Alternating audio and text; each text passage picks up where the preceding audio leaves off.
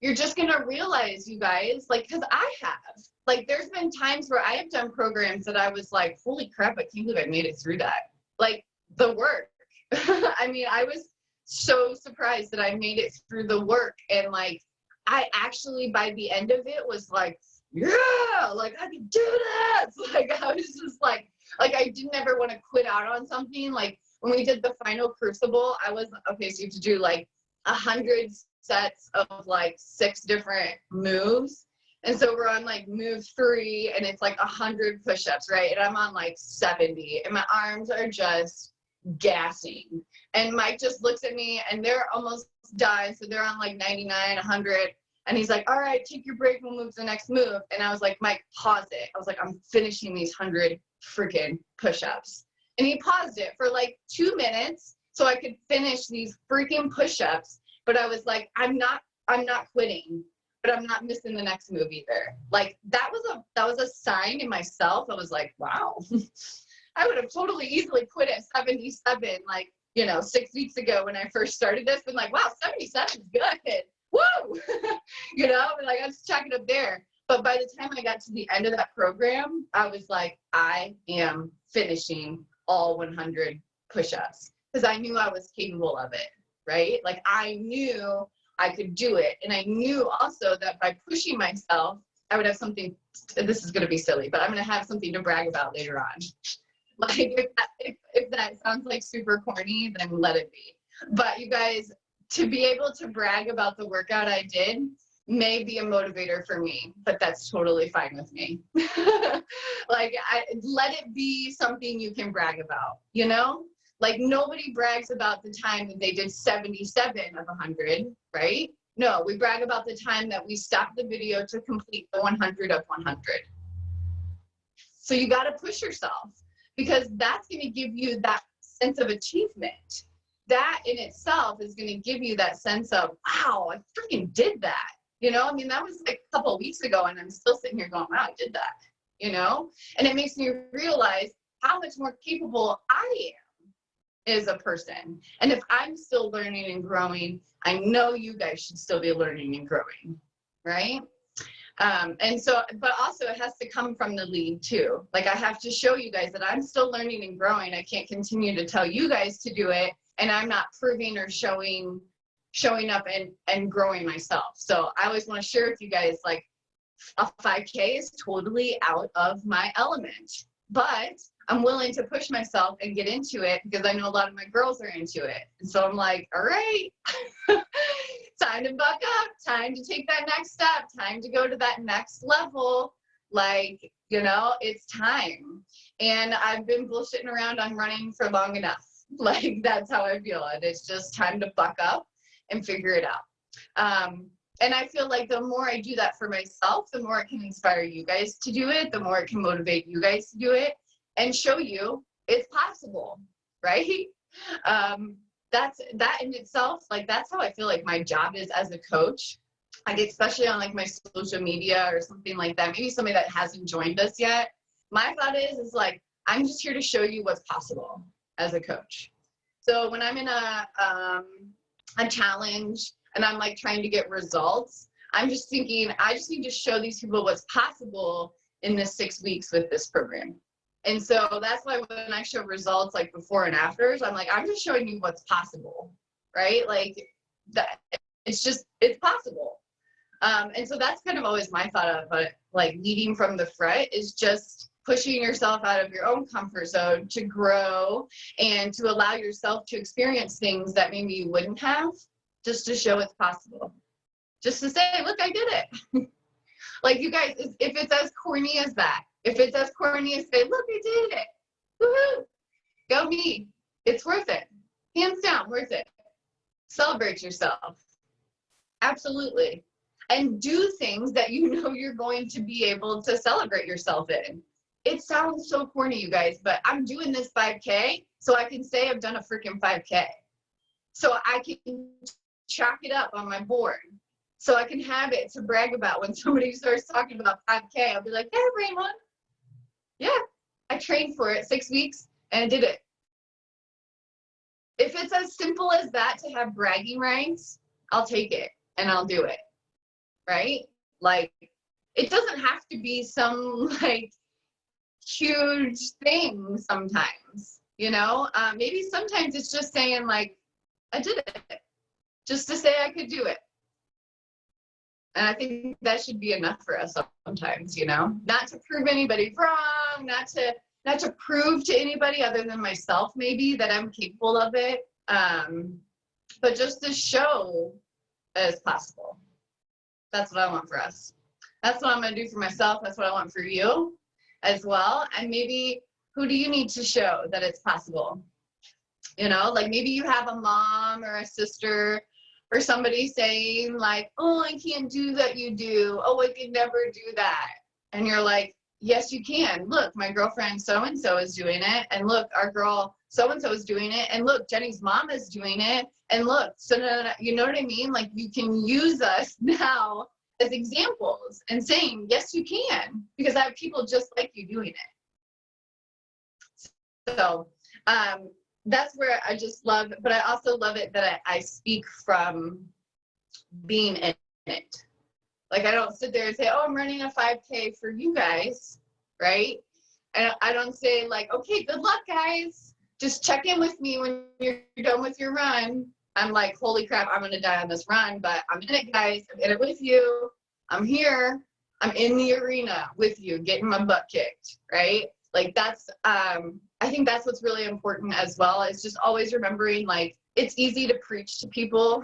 It's easy to say, like, you should be doing this, or you can go do this, or da-da-da, but it's much easier to say, come do this with me, right? Like, doesn't that feel even better, just saying that? Like, when I say to somebody, oh yeah, you should go run a 5K. Yeah, you should do that. Or if I say, come join our 5K. I'm in it. I'm in it with you. We start today. Come with me. Let's do this. Like, that just feels comforting to me. Like, if somebody said that to me, of like, hey, come join me and my girls, rather than, why don't you go try that? Sending somebody off into the wilderness. Why don't you say, come join my wilderness? I've got some crazy girls that are sitting around a campfire, but like, come on. Like, you know what I mean? Like, invite people in rather than sending people out, you know? But be in it with them. I think that's really important. Like, I'm in it with you guys. I'm here doing the work with you guys. I don't play a video for you guys and then walk away and come back 30 minutes later and be like, okay, what did you guys hear? You know, I'm here with you, listening to it, writing down notes, analyzing it myself. I just think that speaks volume, you guys. I just noticed it, and I was just kind of like, I don't know, like processing it. And I was like, there's just something so important about just being in it with people, and just being there when they're in it too, and supporting them along with supporting yourself and challenging yourself as well as other people too, because you never know what could come out of it. You never know who could just boom in this area that you could affect, you know, and all of a sudden, like, the person you brought into the 5K is now running marathons 2 years later, and you're like, wow, I got them into that, you know? Like, there's nothing better than that feeling of knowing that you showed somebody an outlet by just offering them health, offering them fitness, offering them a support group. That's really cool. And I'm just speaking from experience over the years of just having girls come into what I do, and then, like, you know, like take it to another level. Like, Tessa's not on here today, but you guys, a lot of you guys didn't know Tessa before she came up into this Beachbody business. But I tell you right now, she didn't look like she did. Okay, or she does now. Like, that hot mama, she's got like freaking guns, and like, she is jacked, but she didn't look like that, you know? She started in one of my free fitness groups. She started in one of my free Christmas fitness. It was called 25 Days of Fitness. And I did a countdown where every single day I did a new workout, and it was for free. And she had joined it, not past one, but the year before that. And then she did T20 with me. So she went right into my free group. I signed her up for T20, and then she just took off with nutrition and fitness, and her health, and like she just became this like beast, and now I look at her like, holy shit, I go to her for questions and answers and things like that. I'm like, Tessa, can you answer this for me? And but it's cool to know that I've had an effect on all that, you guys, because I entered her into a free group. And then to watch her continue to grow and to take her life in the direction it has is like, wow. Like I had an effect on that. I had a part of that. I had a hand in that. I continue to have a hand in that. And then I could tell countless stories of other girls. I'm looking at faces like, wow. And I'm like thinking of all your guys' stories, like in a row of like, wow, look at this person who joined here and started doing this and started doing this. And look at them now. It's so cool to be up here, like looking down on it all, but I would say I don't think it would have happened unless I would have been in it with them. I did Transform 20 when Tessa did Transform 20. I was in it with her, I was doing the fitness challenge when she joined it. Wasn't like I was posting videos and saying, here, do this. I said, come along with me. This is what I'm doing. Do it right now with me. You guys see the difference in that? Do you guys see the difference of saying, I'm in this, come with me, rather than saying, you should be healthy, you should just be eating right, why don't you go run? Like, doesn't that, there's a difference in that, saying, come run with me and you should start running. There's a difference in taking ownership of it as well and just being in it. And I think that comes with anything in life, you guys. Like, there's a moment where you can be telling somebody, oh, you need to change, right? You need to change, you need to stop doing that. But in reality, what can you start doing to help that change? Remember that. Comes from you first. Lead from the front. Be willing to change first before you ask anybody else to change. And then you can ask them to join you in that change rather than pointing the finger and saying you need to change and you need to change, right? Because when you say you need to change, that's insinuating that you are perfect, right? Like, I don't need to change. It's obviously all of you guys, Like, you guys know those people, like, they're driving on the road and it's everyone else's problem, that like everyone else is in their way. And it's like, maybe you should just slow down. And so it's like, it's not everybody else. Sometimes it's you, not you specifically, but you get what I'm saying. Like, we cannot always look at other people as the problem, right? We have to be willing to stand up and do things for ourselves first before we can ever get other people to do it too. And that builds like trust, okay? And honest trust, which is what I prefer. I would just prefer to always be honest and always be truthful and say, like, I don't want to try and pretend I've run a 5K when I haven't, right? I just say, no, I haven't, but I'm going to figure it out. I'm going to go for it. Yeah. So I don't know why I just went on that little tangent there, but just maybe some good information from the mind of Jenny Shaw. You never know.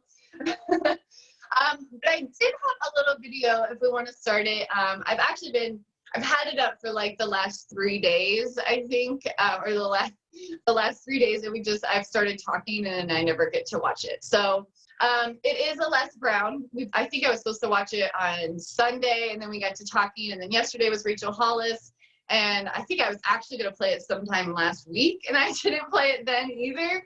But it's totally fine, you guys. Sometimes we just get to talking, right? Or maybe I just get to talking. But okay, so I have some Les Brown here for you guys. So get out a notebook. This one, it does build on the it's necessary, it's possible, it's worth it. And I believe this one it's done. Like, it's a done decision. So I think this might be a really good one for us today that we can start listening to. So let's, it's all in a row. It's just an audio book, so you don't have to watch if you don't want to.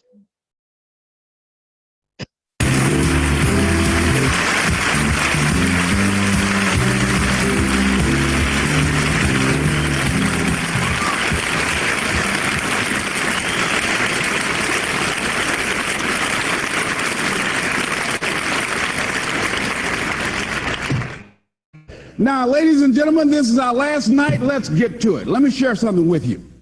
We've been talking about choosing your future and what does it take to do that. And we said that people have dreams. I think everybody has a dream. Everybody has something they want to do. And many people act on their dreams and most people don't. Woodrow Wilson said something that I think is important. He said, we grow by dreams. All great men and women are dreamers. Some of us let dreams die, though, but others nourish and protect them and nurse them through bad days and tough times. Now listen to what else he says. Nurse them and protect them through bad days and tough times to the sunshine and light which always come. See, trouble don't last always. There's a song that says that. And now what we need to know is, and what is it that these people do? See, the majority of people allow their dreams to die. They allow their ideas to die. But what is it about these people? What is it that they do? See, the Wright brothers were not the first people to create an airplane. When they flew, the day they flew, there was another gentleman in another part of the country who had invented the airplane, already had it in his barn. He wouldn't take a chance going out there to test it before everybody. But they were willing to take a chance. They were willing to go out there and risk their stuff. Why didn't other people do that? Well, they had an idea, but you know what? They didn't believe it would work out. A lot of us have thought about things we wanted to do, and we didn't act on them. We looked around, and somebody else started doing them. You say, you know, I thought about doing that. Very seldom I go someplace and speak, and someone would come up and he say, you know what? I was thinking about being a motivational speaker. And then I said, oh, well, I probably couldn't do it. See, they allowed their dream to die. Somebody did a study and said that we get at least 3 or 4 ideas a year, that if we would act on those ideas, that it will become reality, that it could change our lives and impact the lives of millions of other people. But we let them die. Okay, then what is it? How do we nourish them? How do we keep them alive? What do you do when you're working on something and you run into difficulties and things don't work out and you've done everything you can, you run out of money and run out of friends and you can't borrow and one thing happens after another? Murphy's Law steps into play. Anything that can go wrong, it will, and at the worst possible moment, and everything else. How do you handle that? What can keep you in the game? And what we said was that where you can retreat and maintain a sense of integrity even when your dream seems so far away and you can't reach it, what you can do to keep yourself strong, keep your head clear, operate with a strong sense of integrity. Here's what you know deep in your heart. If anybody has done it, you know it's possible that you can do it. I remember going to school as a little boy, walking down 4th Avenue. We lived in 10th Street and 4th Avenue, and we had to go by a beer and wine store going to Douglas Elementary School. And I remember passing some of the winos that used to be out front of this store. And I used to watch them as a little boy, and I said, looking at them, and you could see the deadness, the lifelessness in their eyes. Some of them would be sprawled out on the ground, completely drunk and unconscious, clutching a wine bottle in a bag. It had a very bad odor. And some of the guys used to play hooky from school, and they would be there playing with the old men and taking sips off the wine bottles. And I used to say to myself, no, that's not going to be my destiny. I just wanted out. I just felt that I was not going to be destined to live in Overtown for the rest of my life. As many people I'd seen go to school, get out of school, go to college, go off someplace and come right back to the same neighborhood. I said, no, that's not it for me. You see, in Overtown, that they had in the residential areas a lot of apartments and had what are called shotgun houses that were on cement blocks. And they call them shotgun houses because it was straight through, didn't have any dividing walls. So you just shoot right straight through it, don't hit anything. And the apartments were like dog houses because the apartments did not have back doors. I've never seen a dog house with a back door. Have you? No. And I say, hey, it's got to be more. Well, when people got some money, when they got better and things improved for them, they moved to Liberty City or Carroll City because there they had homes. And there was a man that was an instructor there, and people said we looked alike because we had similar smiles. And I had a chance once to go to this teacher's house, and it was a beautiful home. And I looked around, and I remember my mama saying that she remembered him when he was a little boy, and he went to Booker T, and he went off to Florida A&M University. He graduated, and now he was teaching and doing real good. And what was going on in my mind as I was looking at his big, beautiful home, for one day I can have one of these. See, I felt it was possible because someone I knew, I made a connection that if this man can do it, I can do it too. And I saw myself as an adult in my own home, not in an apartment, not living in the slums in Overtown, the area they called Good Bread Alley and Bucket to Blood, where they used to have signs at the hospital in Jackson Memorial Hospital, do your cutting and shooting on Monday and Tuesday and avoid the weekend rush.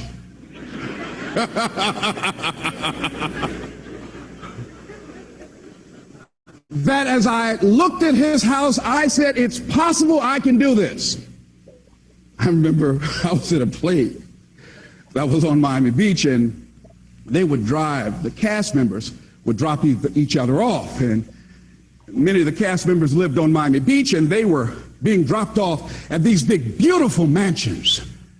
And they said, well, Les, it's about time for you to go home. I said, yes, where do you live? Now, I lived on 10th Street and 4th Avenue in Overtown. I wasn't there going to take them over there. There's a little matchbox I was living in. So I said, take me off 63rd Street and 10th Avenue. That's where this house was. I went. So they drove us over there, and we got out front. They said, oh, Les, what a beautiful home you have there. Yes, thank you very much. Say, listen, we like to get out and come in. Oh, no, can't do that. No. My mama's asleep. No, I'd like to wake up this time of night. She'd like to get a rest, but I can bring y'all back some other time. They said, okay. Ooh, that is really beautiful. Got a swimming pool in the back, too, don't you? I said, yes, we do. Yeah, I like to swim a lot. Like to swim a lot, right? Okay, look here. Want to thank you very much for the ride. Y'all take it easy. I was planning on catching the bus and getting out of this neighborhood before I got arrested, right? I was so broke then, I would walk by a bank and the alarm would go off, you know? So I started walking real slow toward the door, you know. Okay, y'all take it easy. Walking, we'll take a little short steps before these people wake up. They said, we'll wait till you get in and blink the light. I said, oh, no, I can't. No, look here. No, y'all got to go now, see, because this is a real protected area. And the police, somebody might call the police. Y'all better go now. It's all right. All right, I'll be fine. Y'all go. I just want to make sure you go right, turn around, and go out that way, and you go over Benicia Causeway. All right, take it easy. I'll be fine. All right? Thank you, because I got to go around the back and get the key off the ledge, and I'll get in. All right, take it easy. Thank you very much. Woo! Boy, when they left, I started walking real slow toward the door. Boy, when they left, I was so relieved. I ran to the bus station. I refused to be outdone. Next day, I was the talk of the cast. Boy, Les Brown got a mansion. I said, yes, I do. Boy, but I knew it was my dream that it was possible, that one day I could have that. What keeps you in the game? If you know someone has done it, you know that you can do it. And that feeling alone, when you want to give up, when it doesn't look like things are going to work out, that thought alone that it's possible because someone has done it, that means that in some way, somehow, I might be able to do it. And that will keep you strong. That will keep you challenging yourself to become more creative and resourceful and skillful. Next thing is, that once you know and determine what your dream is, what your goal is, where you want to go, what you want to do, what you want to experience, that it's not enough to look at what your options are. Next thing you know is that as you have this dream, that it becomes necessary that you live this dream. So they talk a lot about people dying from their diet, about what they're eating. But I strongly believe, and I said it once and I'll say it again, that more people are dying because of what's eating them. See, when you know what you're supposed to do, or if you know you can do more than what you're now doing, and you're not doing it, life will eat you up. It will wear you out. You will live to regret it. When you are acting on your dream, or if you're seeking and relentlessly trying to find your purpose, what fits for you, it means a level of mental healthiness. It means a level of peace. Life now takes on an adventure. Life now has some new meaning. But if you decide to settle to be less than what you are, to enjoy less than what you know you are capable of producing, if you decide to continue to live within your comfort zone and just say, oh, it doesn't matter, no, your dream does matter. People with dreams live longer than people without dreams. People who have something to look forward to, they don't need an alarm clock to get up in the morning. You got a different kind of energy about you. You're talking about not only extending your life, but adding life to your years when you know what you're supposed to do. So now your dream is not optional. No, it's necessary. Not only it's possible, but it's necessary that I do something about this. Because if I don't, it's going to eat me alive. It's going to drive me crazy. No, I've got to do this. You know a guy, he paints. Every time you stop, wherever he is, he starts doodling something. I have a friend who she writes. She's always writing something. Why? She's got to do this. She's got to express what's in her. I've been at programs and they had dead speakers, and I wanted to say, well, somebody just tell them, calling the motivator, got a dead speaker up here. Here I come to save the day. It's the motivator. He's on his way. I'm ready to go and go up there and cook. Give me a check. Give me that microphone right now. I want to do it. I just got to do this.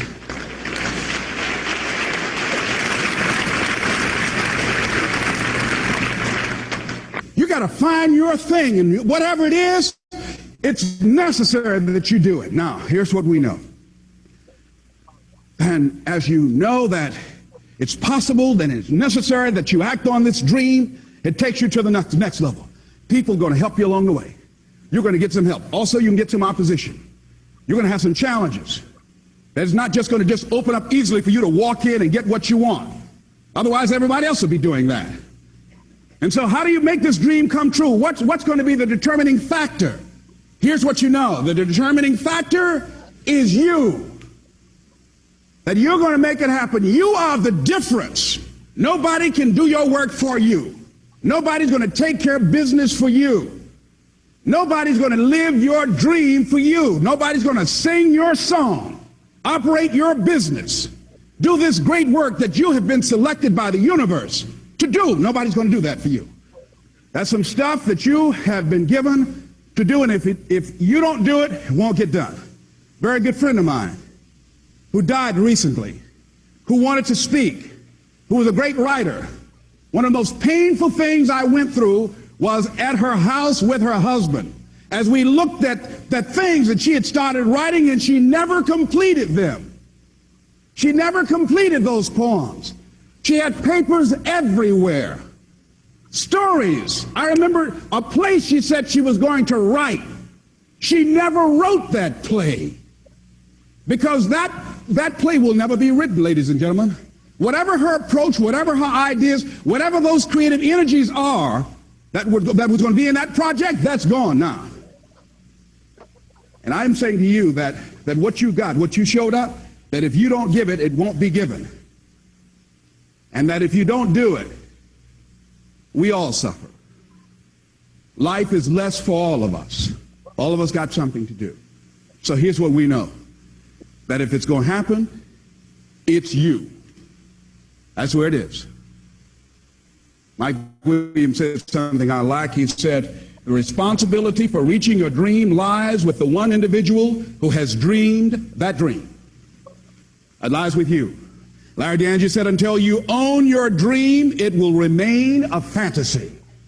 You got to take ownership for making this happen. You are the one. It's you, if it's going to be. Repeat after me, please. It's possible to live my dream.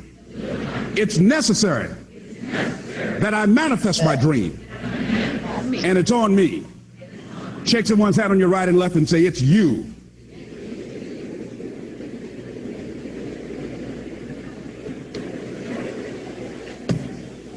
It's you. You are the captain of your ship. You are the power in your life. You are the force behind your achievement. Circumstances, lack of money, lack of support, obstacles, none of those things can stop you. They can make it inconvenient, but ultimately, it's you. You will make the difference. Now, what is we recognize the next week? We're going now to another level. We said, okay, what will it take? Will I be able just to walk out there and get it? No.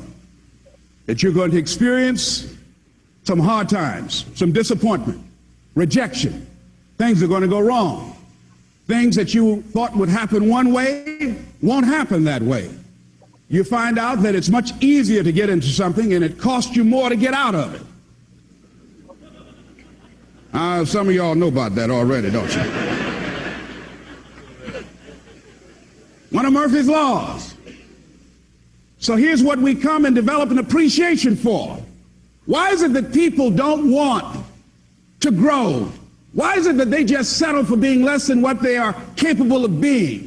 Why is it they shy away from doing their stuff and challenging themselves and taking life on and making it an exciting adventure? Why is it? Because living your dream, it's hard, ladies and gentlemen. They'll tell you, I don't want that kind of responsibility. No, that's okay. I'll stay back here. No, that's all right. It's hard living your dream. It's hard taking the heat in the kitchen. It's much easier to try and take the low road than to come up, stand up front and take life on and take it in the collar. Most people won't do that. Most people don't have that kind of boldness about them, that kind of gutsy attitude about life.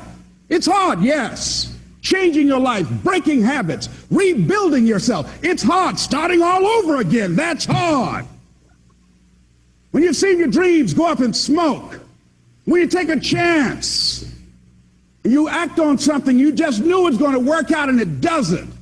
It's hard, ladies and gentlemen. When I lost my mother's first home, it was hard starting all over again. So, oh my God, look here, $12,000, that's a lot of money to me. And the man said, you gotta go. I said, I've lost it all. There's nothing I can do. That man lied to me. He told me there was no liens against this house. You mean to tell me that even though I didn't get the loan, that I got to pay this off in order to keep this house, and if I don't have that money, I got to go? Yes. You got to go, young man. I'm sorry. You got to go. You got to move out of here. It was hard, ladies and gentlemen, starting all over again. You hear me? It was rough. I was angry. I was mad. I cried. I said, God, why would you do this to me? I'm trying to do the right thing. I'm trying to take care of my mom. Why would you do this to me? It was hard just gathering my senses and my faith and my confidence in myself to start over again. I felt stupid because I didn't know, because I never dealt in business and didn't have enough intelligence to read the fine print. So I felt dumb. And a lot of things that people said about me in the past, I started saying they were right. I was stupid for how dumb I was. I started beating myself up. I was my own worst critic. It was hard to gather myself emotionally to start all over again and said, I'm going to do it. This is not it. This is not the last house on earth. If I got the money before I can get it again, I'm coming back. It was hard. It was rough. And you can find that too. And some of you have already been there. You know what I'm talking about. You know it in your guts. That life has whipped you real good and kicked dirt in your face.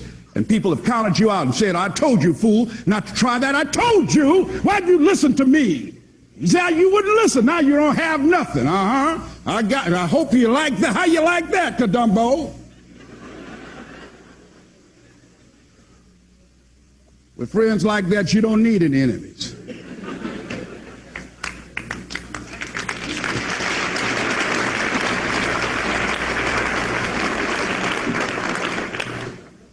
So what if it's hard?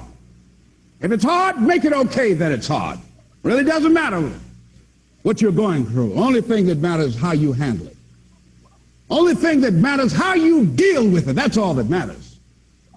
Benjamin Weir was held captive in Lebanon for 16 months. He said the first 12 months he was chained to a radiator, chained to his wrist and his ankles. He sat in his undershorts and no shirt. He was released, and he came to talk about what happened, how he handled it, how he dealt with it. And he said during the time that he was chained, he said every day I would go down each chain. And he said, and I looked at it, he said, I viewed the chain as my Protestant rosary beads. lives. And he said that as he looked down each link, he said, I would identify something that I had to be thankful for. In the midst of the torture that he was experiencing and being a captive, he had good reason to be panicked. He had good reason to be miserable. He had good reason to be angry. He had good reason to feel cursed and deserted, to feel hopeless, to give up. He had good reason to do that. To be depressed, he had good reason. Here's a man looking for ways that he can think about the things, the blessings he can count in his life, not focusing on his problems, but looking at the things in his life that he could be thankful for. He said at a press conference, what would you say to your captives today if they were here? What would you say? He said, I would say, goodbye. Here's a guy that had every reason to say, give me a gun. Hold it. Come here. Come over here a minute. You ain't going to do this to nobody else. Come here a minute. Give me something. No, not a gun. I don't want to kill this and this too good. Give me a 2x4 something. No. No anger, no hatred. John Gross went on to write, he says, an optimist sees an opportunity in every calamity. A pessimist sees a calamity in every opportunity. Sure, it's hard. But when you make it okay, what can make you make it okay? Your attitude about it. That you decide that this is not going to determine who I am. Charles Swindoll said about attitude, he said, the longer I live, the more I realize the impact attitude has on life. Attitude to me is more important than facts. He says it is more important than the past, than education, than money, than circumstances, than failures and successes, than what other people think or say or do. It is more important than appearances, giftedness, or skill. It is something that can make or break a company, something that can make or break a church or a home, something that can make or break you. The remarkable thing is we have a choice every day regarding the attitude we will embrace for that day. We cannot change our past. We cannot change the inevitable. The only thing we can do is play the one string we have, and that is our attitude. That's all we can play. I am convinced that life is 10% of what happens to me and 90% of how I react to it. And so it is with you. We are in charge of our attitudes. And when you're in charge of your attitude, you say, if it's hard, then do it hard. I won't allow this to stop me.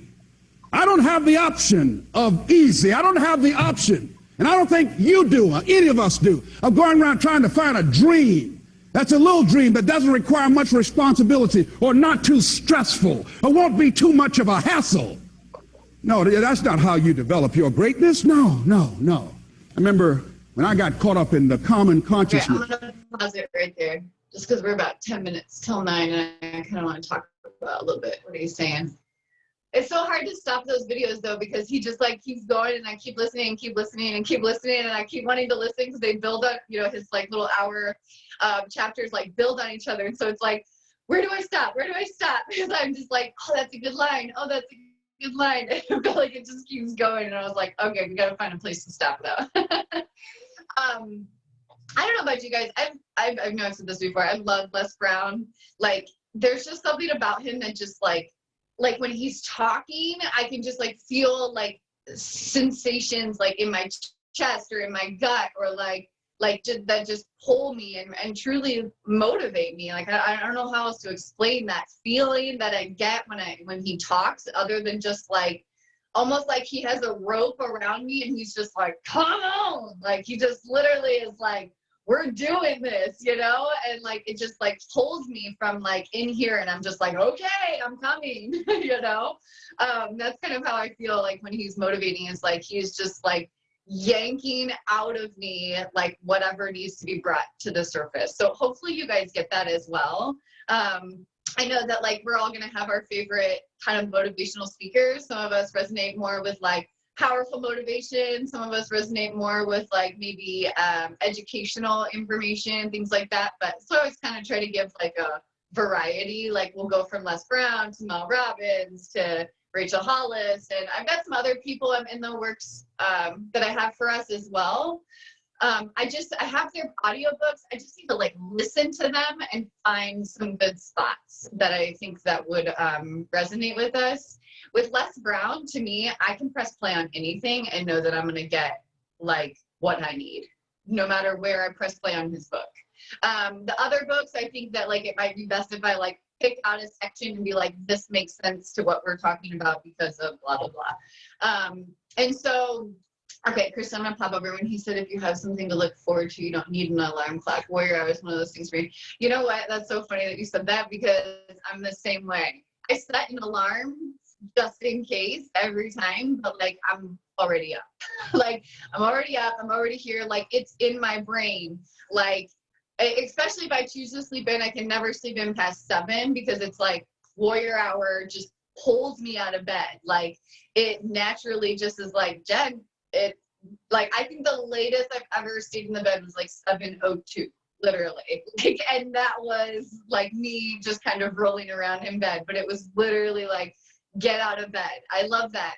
I love that this provides that for you too, because I totally feel that sense of like responsibility or accountability kind of, you know, is like I'm going to be here and nothing is ever going to change that. Like it's set in stone that I'm here, and I really love that too.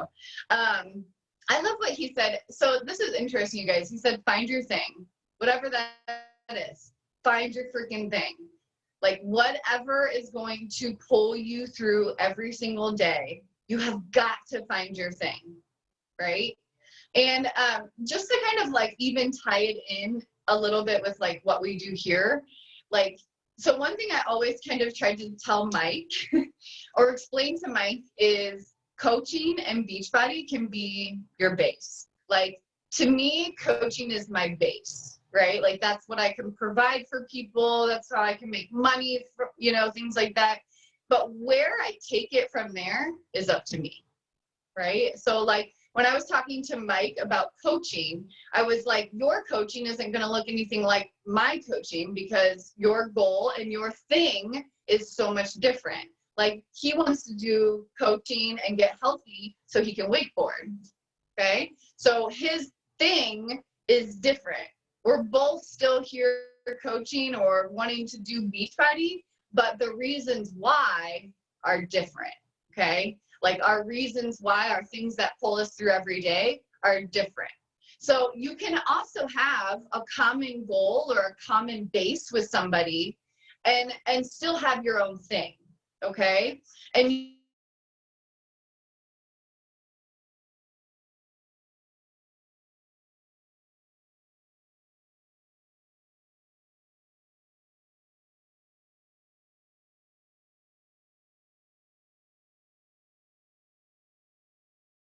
Did she cut out for anybody else? Okay.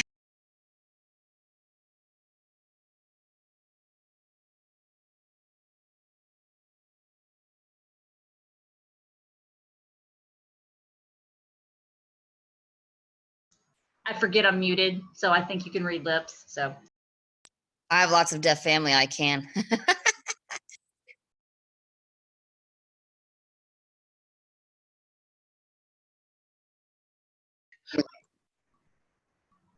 Jenny, I was like talking and it just you like froze. shut down. Am I here now?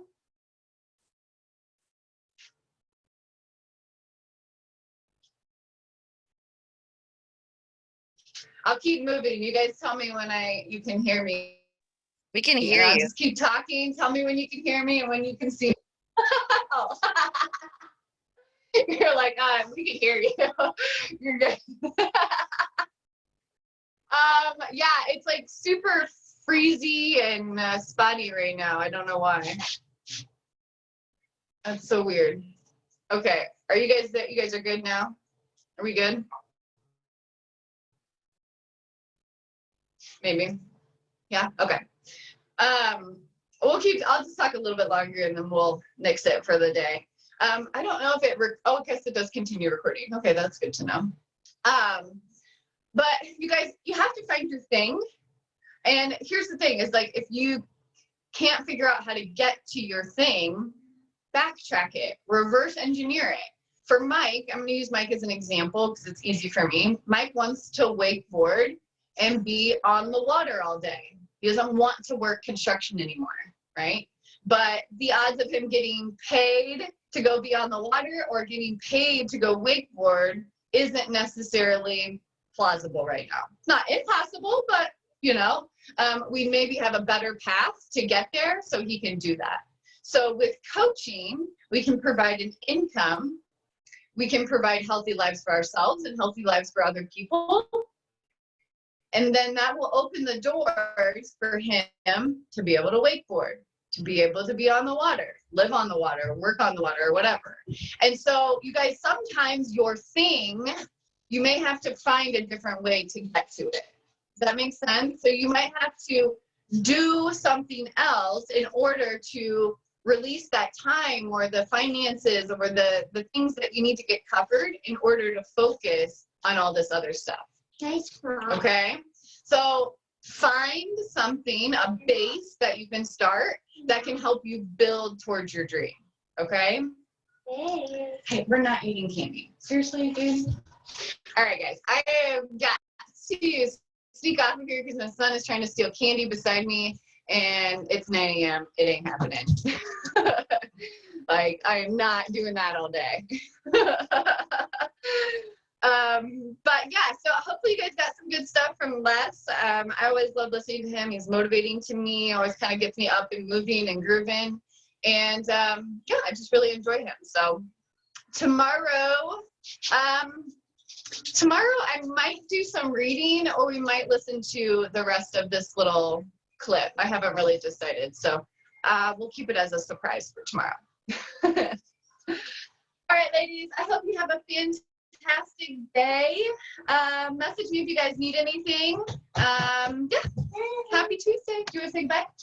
Bye. Bye. Have a good day, ladies.